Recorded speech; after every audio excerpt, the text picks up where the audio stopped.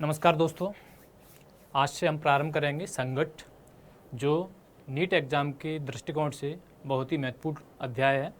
तो देखते हैं।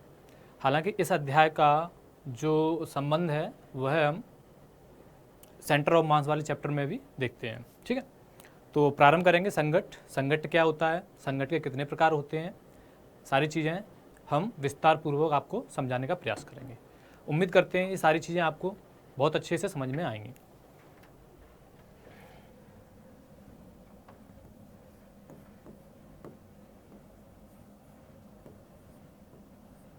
संगठ, अगर इसकी मैं इंग्लिश बात करूं तो इंग्लिश में कहते हैं इसे कॉलिजन, राइट।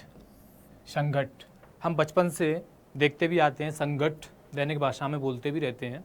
संगठ अर्थात टक्कर, बोलते हैं टक्कर हो गई, आपस में टक्कर हो जाना, दो गाड़ियों की टक्कर होना। तो जब दो गाड़ियाँ टकराती हैं या किसी बॉल को हम दीवार पर फेंक के मारते हैं, ठीक है, तो ये सभी क्या हो रही हैं, ये टक्कर हो रही हैं। यानी कि अगर हम भौतिकी की भाषा में इसे कहें तो क्या कहेंगे, जब कोई दो पिंड भौतिक रूप से एक दूसरे से संघट्ट करते हैं, टकराते हैं, ठीक है, तो उसे हम क्या कहते हैं, संघट्ट कहते हैं। अर्थात जब कोई दो पिंड भौतिक रूप से एक दूसरे से टकराते हैं अथवा एक पिंड के द्वारा दूसरे पिंड की गति का पथ परिवर्तित कर दिया जाता है, इस परिघटना को क्या कहा जाता है, संघट्ट कहा जाता है। ठीक है। अच्छा, इसके अलावा जब यह संघट्ट हो रहा होता है तो इस संघट्ट में क्या होता है कि बाह्य बल जो होता है वह अनुपस्थित रहता है। जो भी बल होता है वह इन दोनों पिंडों का आपस में टकराने के पश्चात एक दूसरे पर उत्पन्न किया गया बल होता है। ठीक है, तो अगर हम इसको परिभाषित रूप में लिखें तो कैसे लिखेंगे,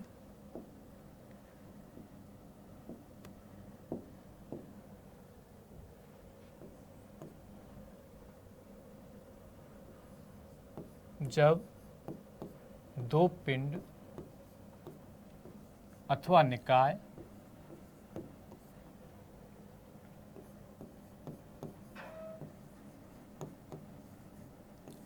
भौतिक रूप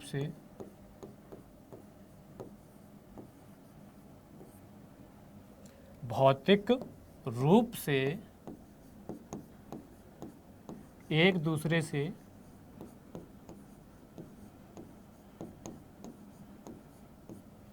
टकराते हैं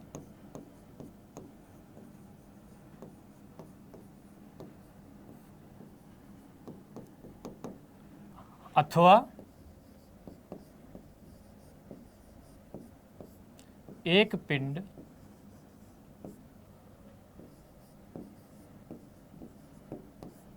के प्रभाव से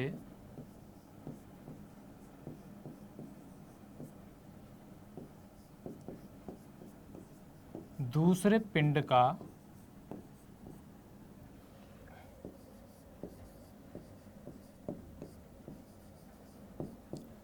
पथ परिवर्तित हो जाता है,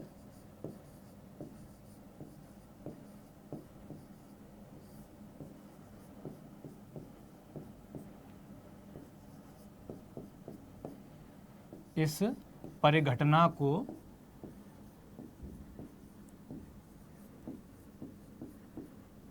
क्या कहा जाएगा, इस परिघटना को संघट्ट कहते हैं। ठीक है, यहां तक बात समझ में आ रही है।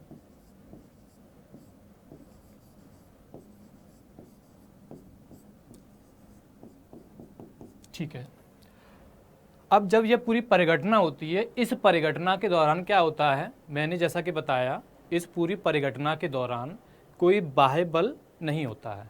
इस परिघटना में जब दो पिंड एक दूसरे से टकराते हैं, ठीक है, तो उनके द्वारा एक दूसरे पर एक विशाल मात्रा में बल आरोपित किया जाता है।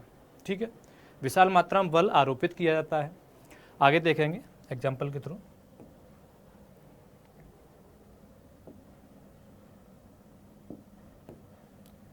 माना ये कोई पिंड है ए, ठीक है, जिसका द्रव्यमान है m1। कोई दूसरा पिंड मैंने लिया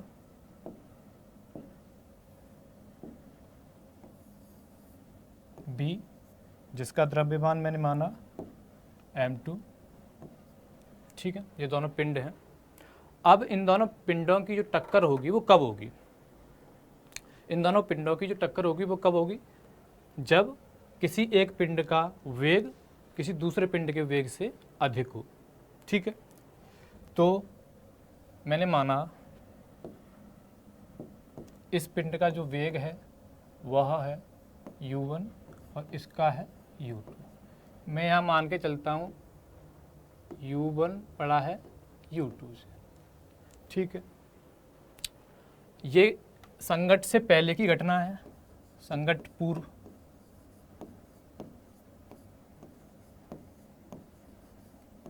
ठीक है। कुछ समय बाद क्या होगा कि भाई u1 की गति u2 से ज़्यादा है, यानी कि पिंड A की गति पिंड B से ज़्यादा है, ठीक है। तो कुछ समय पश्चात ये दोनों क्या करेंगे, एक दूसरे से संघट्ट करेंगे, टकराएंगे, ठीक है। यहाँ पर इन्हें हमने क्या कर दिया,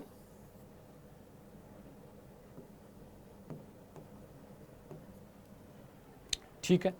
अब इस दौरान सिस्टम के बाहर से, यानी कि जो निकाय है, जो तंत्र है, तंत्र के बाहर से कोई बल नहीं लग रहा है, लेकिन जब ये दो पिंड एक दूसरे के साथ टकराएंगे उस समय ये दोनों एक दूसरे पर एक विशाल मात्रा में क्षणिक समय के लिए बल आरोपित करेंगे, ठीक है। बल आरोपित करेंगे तो उस बल आरोपित करने से हो सकता है कि इन दोनों के बीच में कुछ क्या आ जाए, क्षति हो जाए, ठीक है। इनमें क्या हो जाए, कुछ क्षति हो सकती है इन दोनों में, ठीक है। अब वो जो क्षति होगी वो किस में परिवर्तित होगी, हो सकता है गतिज ऊर्जा में परिवर्तित हो जाए, ठीक है। तो ये है हमारी संघट्ट के दौरान की घटना।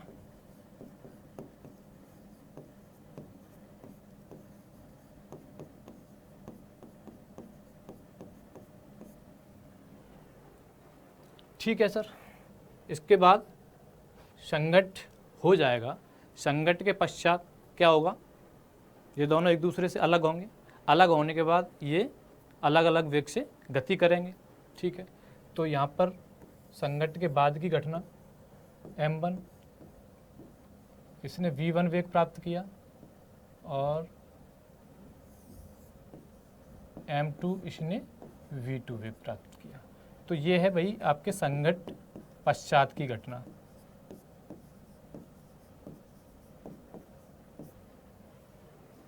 ठीक है, संघट्ट पश्चात की घटना होगी। संघट्ट भी कितने प्रकार से होते हैं, संघट्ट दो प्रकार से होते हैं, एक बिंबी संघट्ट और द्विबिंबी संघट्ट। जैसे जैसे आगे बढ़ेंगे वैसे वैसे सारी चीज़ें विस्तार पूर्वक बताई जाएंगी।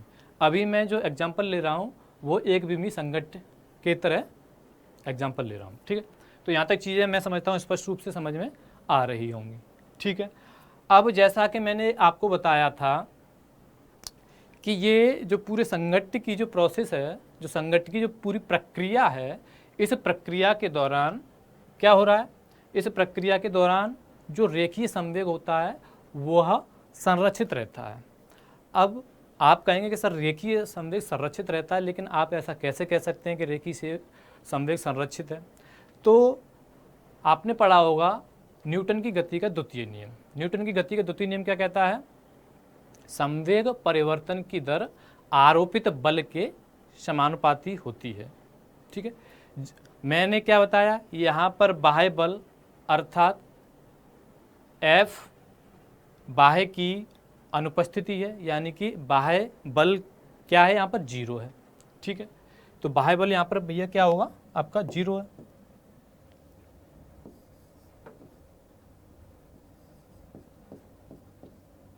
अब बाह्य बल जीरो है, तो जब बाह्य बल जीरो होगा, ठीक है, बल की अनुपस्थिति है, तो इसलिए जो संवेग होगा किन्हीं दो बॉडियों का संघट्ट के पूर्व और संघट्ट के पश्चात का जो संवेग होगा वो क्या होगा, संरक्षित होगा, ठीक है। तो यहाँ हम कह सकते हैं संघट्ट पूर्व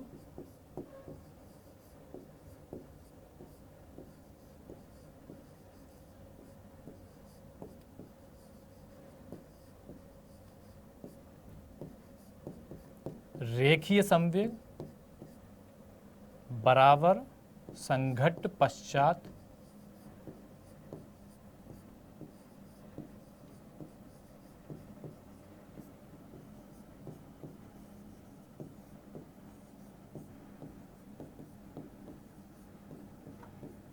ठीक है। क्यों? क्योंकि बाह्य बल की अनुपस्थिति है, इसलिए ये चीज़ें हमें समझनी चाहिए। लेकिन संवेग, रेखी संवेग संरक्षित हो गया, ठीक है सर। अब बात करेंगे, मैंने बताया था कि भाई संघट्ट से पहले कुछ गतिज ऊर्जा होगी। क्यों? क्योंकि ये u1 वेग से चल रहा है, ये u2 वेग से चल रहा है, तो कुछ ना कुछ दोनों गतिज ऊर्जा लेकर के चल रहे होंगे, ठीक है। संघट्ट के पश्चात भी गतिज ऊर्जा होगी कुछ ना कुछ, संघट्ट के दौरान भी कुछ ना कुछ गतिज ऊर्जा होगी। तो हमारे माइंड में एक प्रश्न उठता है कि क्या संघट्ट की पूरी प्रक्रिया के दौरान गतिज ऊर्जा संरक्षित रहेगी? तो इसका उत्तर है ऐसा आवश्यक नहीं है, ठीक है। जैसा कि मैंने यहाँ बताया कि हो सकता है दोनों पिंड जब आपस में टकरा रहे थे तो उन दोनों में कुछ क्षति हो सकती है, ठीक है। हो सकता है कि गतिज ऊर्जा में क्या हो जाए, वहाँ पर हानि हो जाए, जो क्षति है वो गतिज ऊर्जा में हानि के रूप में परिलक्षित हो, ठीक है। तो हम अगर बहुविकल्पी प्रश्नों में पूछा जा सकता है क्या संघट्ट की संपूर्ण प्रक्रिया के दौरान गतिज ऊर्जा संरक्षित रहती है, तो आप कहेंगे नहीं, हो भी सकती है, नहीं भी हो सकती है, ठीक है। तो हमें ये चीज़ समझ में आनी चाहिए। तो इसी के बेस पर कि गतिज ऊर्जा में क्षति होती है या नहीं होती है, इस आधार पर हम संघट्ट को मुख्य रूप से 3 भागों में विभाजित करके देखते हैं। सर्वप्रथम पूर्ण प्रत्यास्थ संघट्ट, पूर्ण अप्रत्यास्थ संघट्ट, और तीसरा आंशिक प्रत्यास्थ या आंशिक अप्रत्यास्थ या आंशिक प्रत्यास्थ संघट्ट, ठीक है। आगे बढ़ेंगे हम। तो इसका अब हम देखेंगे वर्गीकरण, संघट्ट का वर्गीकरण किसके आधार पर? गतिज ऊर्जा में हानि के आधार पर, ठीक है।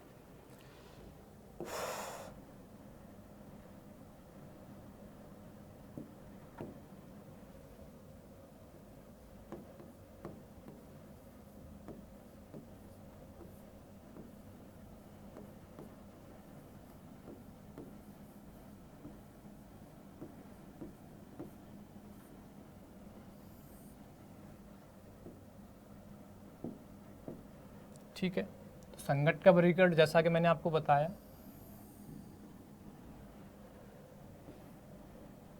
गतिज ऊर्जा में हानि के आधार पर।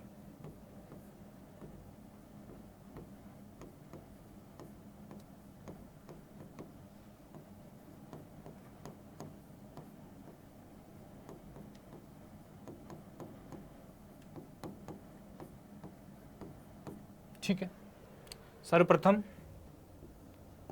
पूर्ण प्रत्यास्थ संघट्ट,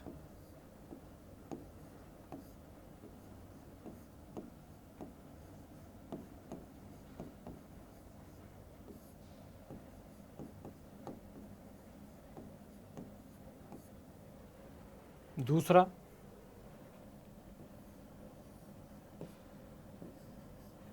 पूर्ण अप्रत्यास्थ संघट्ट,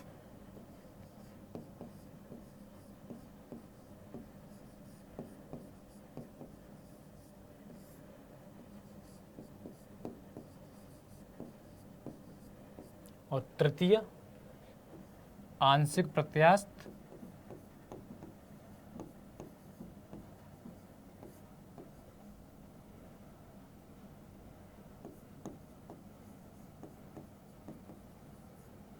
अथवा आंशिक अप्रत्यास्थ।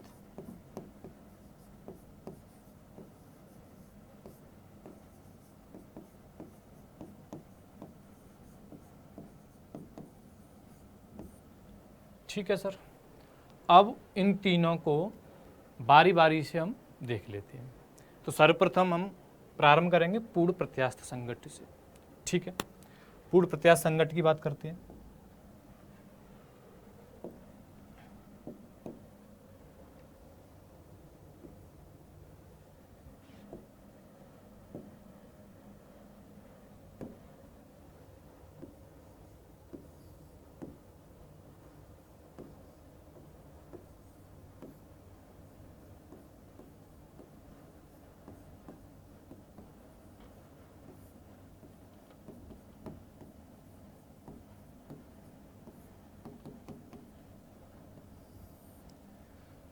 तो देखिए पूर्ण प्रत्यास्थ संघट्ट क्या होता है। पूर्ण प्रत्यास्थ संघट्ट ऐसे संघट्ट होते हैं जिनका रेखीय संवेग तथा गतिज ऊर्जा सदैव संरक्षित रहती है।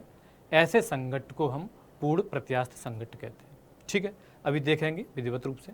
तो इसको अगर परिभाषित रूप में लिखा जाए तो क्या लिख सकते हैं कि ऐसे संघट्ट जिनके रेखीय संवेग एवं गतिज ऊर्जा संरक्षित रहती है उन्हें हम पूर्ण प्रत्यास्थ संघट्ट कहते हैं। हालांकि पूर्ण जैसी कोई चीज़ नहीं होती है, फिर भी हम एक आदर्श रूप में यह सिद्धांत जो भी होते हैं वो हम पढ़ते हैं। ठीक है, देखिए तो इसे हम परिभाषित रूप में लिखेंगे। ऐसे संघट्ट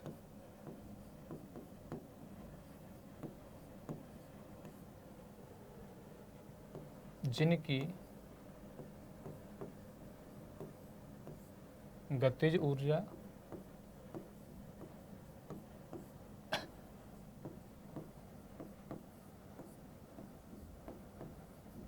एवं रेखीय संवेग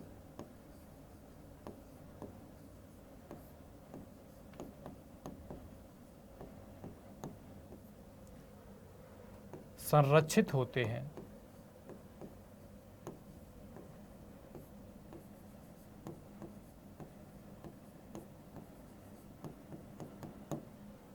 पूर्ण प्रत्यास्थ संघट्ट कहलाते हैं।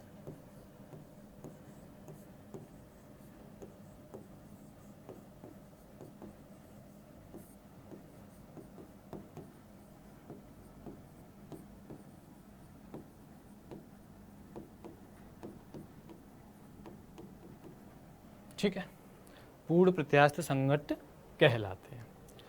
अब देखिए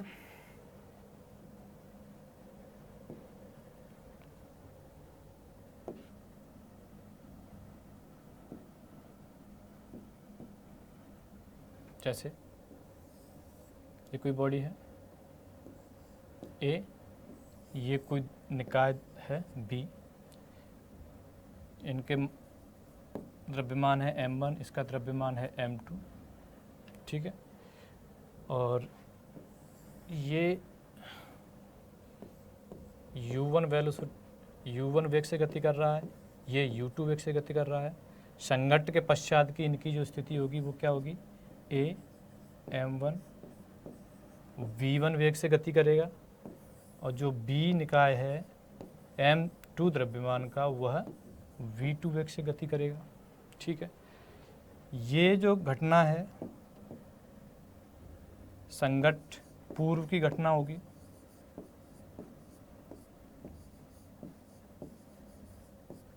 और ये संघट्ट पश्चात की घटना होगी।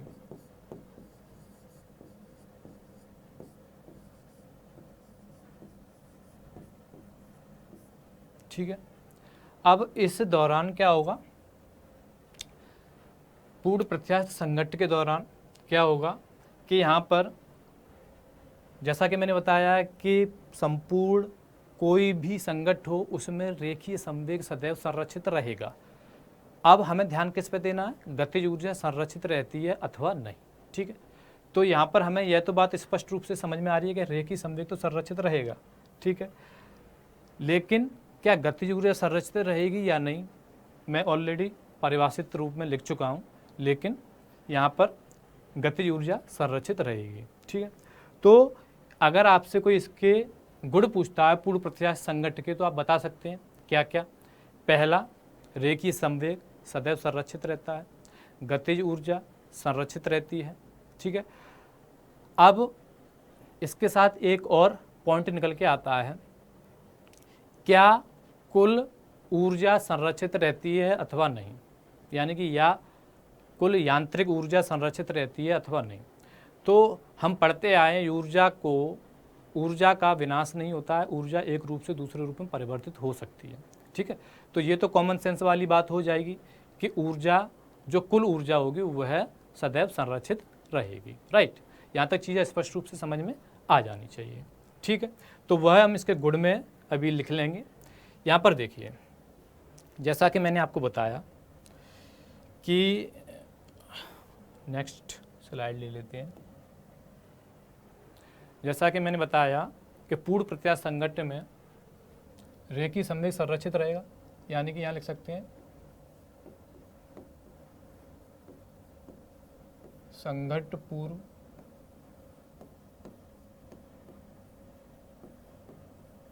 रेखीय संवेग बराबर संघट्ट पश्चात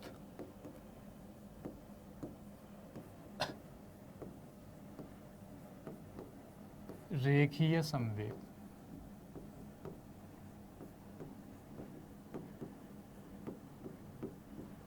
ठीक है, तो जैसा कि आप पिछली स्लाइड में देख सकते हैं, संघट्ट पूर्व, तो संघट्ट पूर्व दोनों निकायों का कुल रेखीय संवेग बराबर संघट्ट पश्चात दोनों निकायों का कुल रेखीय संवेग। ठीक है, यही होगा। तो यहाँ पे क्या आ जाएगा, m1u1 प्लस m2u2 बराबर m1v1 प्लस m2v2। ठीक है, तो वो चीज़ हम यहाँ स्पष्ट करके लिख सकते हैं, m1u1 प्लस m2u2 बराबर m1v1 प्लस m2v2। ठीक है, अब देखिए हम यहाँ पे क्या करेंगे,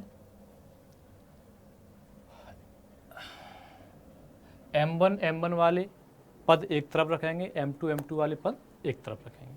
तो m1 वाला इधर लेके आएंगे हम, m1u1 माइनस m1v1 बराबर m2v2, ये इधर जाएगा, क्या हो जाएगा, माइनस m2u2। ठीक है, यहाँ पर क्या कॉमन ले सकते हैं हम,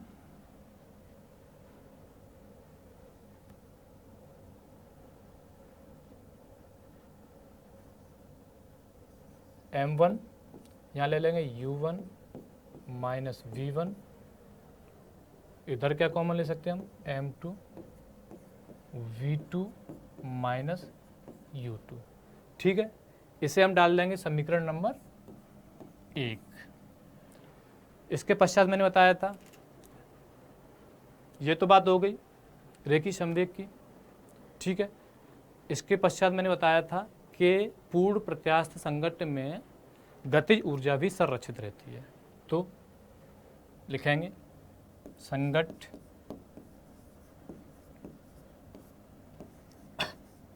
पूर्व गतिज ऊर्जा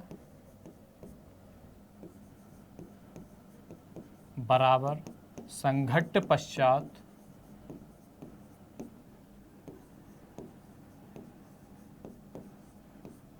गतिज ऊर्जा।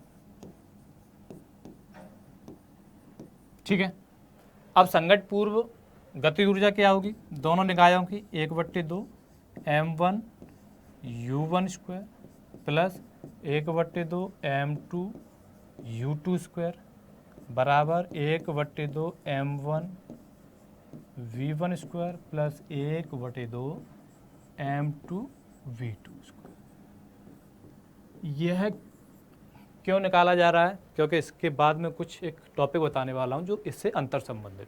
ठीक है, अब देखिए यहाँ पुनः देखिए 1/2 1/2 1/2 चारों, इधर भी 1/2 इधर भी है, तो 1/2 क्या हो जाएगा, एक दूसरे से हट जाएगा, क्या बचेगा, केवल m1u1 स्क्वायर। और जैसा कि मैंने इसमें कहा था कि m1 वाले पद एक तरफ ले लो, ठीक उसी तरह m1 वाले पद एक तरफ और m2 वाले पद दूसरी तरफ ले लेंगे। तो m1u1 स्क्वायर इधर minus m1v1 square is equal to, यहाँ पे क्या रह गया, m2v2 स्क्वायर माइनस m2u2। ठीक है, अभी से दो नहीं डालेंगे। अब देखिए इसमें क्या कॉमन आ रहा है भाई, m1 अंदर क्या बचेगा, u1 square minus v1 square बराबर m2v2 स्क्वायर माइनस u2²। ठीक है। अब आपने गणित में कक्षा 6, 7, 8 में पढ़े होंगे वर्गांतर वाला सूत्र। तो वर्गांतर वाला सूत्र लग जाएगा, एक ब्रैकेट में प्लस एक में माइनस, यानी कि u1 प्लस v1 और एक में u1 माइनस v1। तो यहाँ पर हम लगा देंगे, तो यहाँ पे क्या बचेगा, m1 u1 plus v1 u1 minus v1 बराबर m2 v2 minus u2 plus लगा देते हैं पहले, फिर v2 माइनस u2। इसे डाल देंगे समीकरण नंबर 2। ठीक है सर। अब क्या करेंगे, हम समीकरण 2 में समीकरण 1 का भाग देंगे। तो समीकरण 2 में समीकरण 1 का भाग देने पर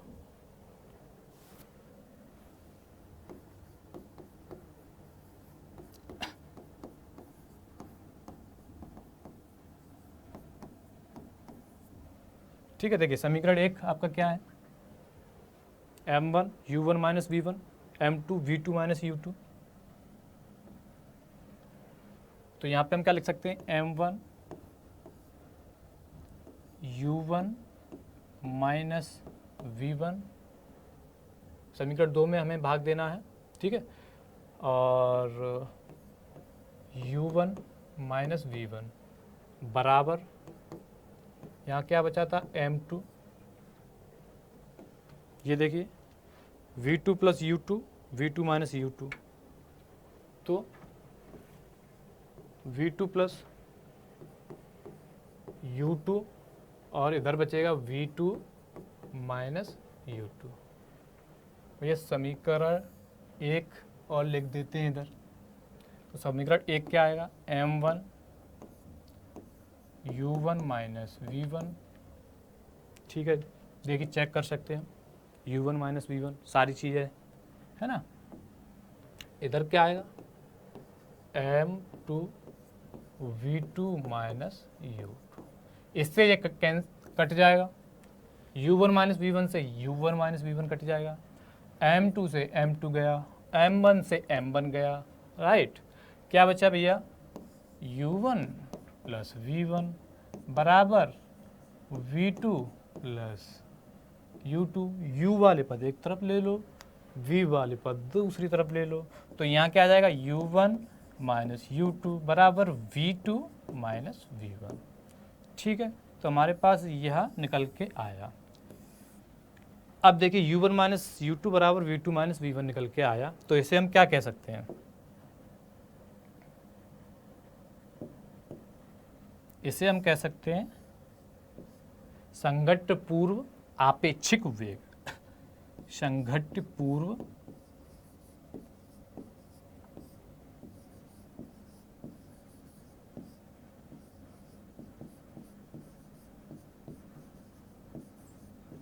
आपेक्षिक वेग, और इसे क्या कह सकते हैं भैया, संघट्ट पश्चात आपेक्षिक वेग।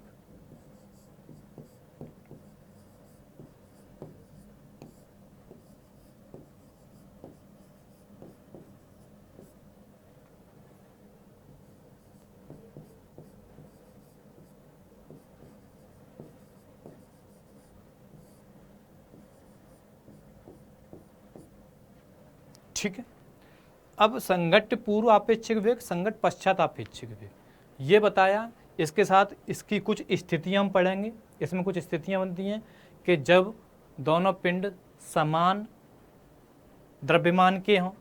ठीक है, एक स्थिति यह बनती है कि एक पिंड बहुत विशाल हो और एक पिंड उसकी मात्रा में बहुत नगण्य हो। तो ये स्थितियां आगे देखेंगे, लेकिन उससे पूर्व यहाँ से एक टॉपिक निकल के आता है, वह है क्या, प्रत्यस्थावन गुणांक। क्या निकल के आएगा, प्रत्यस्थावन गुणांक, इंग्लिश में बोलते हैं कोएफिशिएंट ऑफ रेस्टिट्यूशन। ठीक है, तो प्रत्यस्थावन गुणांक देखते हैं, उसके बाद इसे हम आज की कक्षा को अंत करेंगे। ठीक, तो यहाँ देखेंगे प्रत्यस्थावन गुणांक।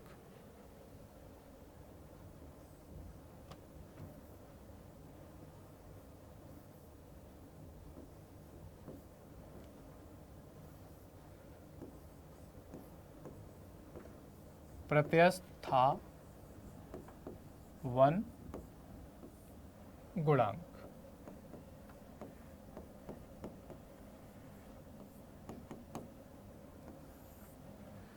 प्रत्यस्थावन गुणांक क्या होता है? प्रत्यस्थावन गुणांक होता है संघट्ट पश्चात आपेक्षिक वेग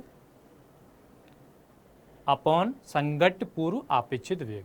अर्थात हम कह सकते हैं संघट्ट पश्चात आपेक्षिक वेग व संघट्ट पूर्व आपेक्षिक वेग के अनुपात को प्रत्यस्थावन गुणांक कहते हैं। इसे छोटी ई से प्रदर्शित करते हैं। ठीक है, बहुत बहुत धन्यवाद।